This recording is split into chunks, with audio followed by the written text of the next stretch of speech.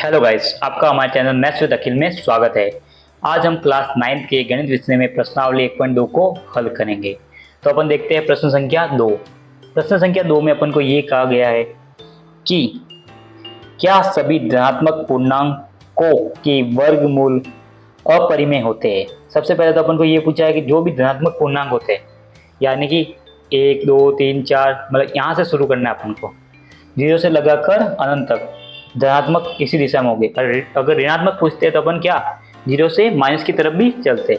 पूर्णांकों के वर्गमूल अपरिमेय होते हैं, यदि नहीं तो एक ऐसी संख्या के वर्गमूल का उदाहरण दीजिए जो परिमेय संख्या है। तो देखो, सबसे पहले तो अपन को है ना ये प्रूव करना है कि क्या सभी अपरिमेय होते हैं।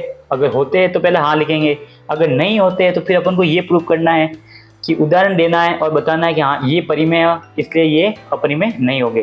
तो सबसे पहले अपन इसका सॉल्यूशन करते हैं। तो सॉल्यूशन में देखो, आप सबसे पहले तो आपको ये समझना है कि धनात्मक पूर्णांक क्या होता है। यानी धनात्मक पूर्णांक पूरी प्राकृत संख्या, उसके साथ एक जीरो जोड़ दो, यानी पूर्ण संख्या। पूर्ण संख्या क्या होते हैं? धनात्मक पूर्णांक, यानी कि जो 0 से शुरू हो गए। देखो, धनात्मक पूर्णांक जो 0 से शुरू होकर जैसे 0 1 2 3 फिर धनात्मक दिशा में अनंत तक जाएगी, तो ये सब क्या हो गए? धनात्मक पूर्णांक हो गए। तो अब अभी अपन को क्या पूछा है कि क्या सभी धनात्मक पूर्णांक के वर्गमूल अपरिमेय होते? तो अपन देखते जैसे कि मैं लिखता हूँ 1 का वर्गमूल। तो 1 का वर्गमूल 1 है, जो क्या है? परिमेय है। परिमेय क्यों हुआ? क्योंकि 1 के नीचे अपन और 1 लगाकर इसको p/q के रूप में व्यक्त कर सकते हैं। फिर अगला अपन है अपना है √2। देखो, √2 क्या है? √2 का देखो, अगर अपन रूट निकालेंगे, अंडर रूट निकालेंगे √2 का, तो क्या आएगा आंसर? 1.141 और ये अनंत तक जाएगा, यानी कि ये खत्म नहीं होता, ये अशांत दशमलव वाला है, इसलिए ये क्या होगा? अपरिमेय होगा। ये अपरिमेय संख्या हो गई। फिर वापस अपन देते हैं, जैसे √4 ले लिया उदाहरण के लिए, तो √4 क्या है? 2 होगा। ये वापस क्या हो गया? परिमेय हो गया। तो आप देख सकते हो कि इसमें है ना कुछ तो है परिमेय और कुछ क्या है? अपरिमेय। इसलिए अपन क्या लिखेंगे? नहीं। उत्तर लिखेंगे इसके कि नहीं,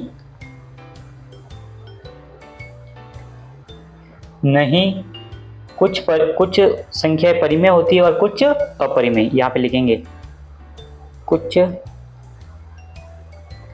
संख्या ए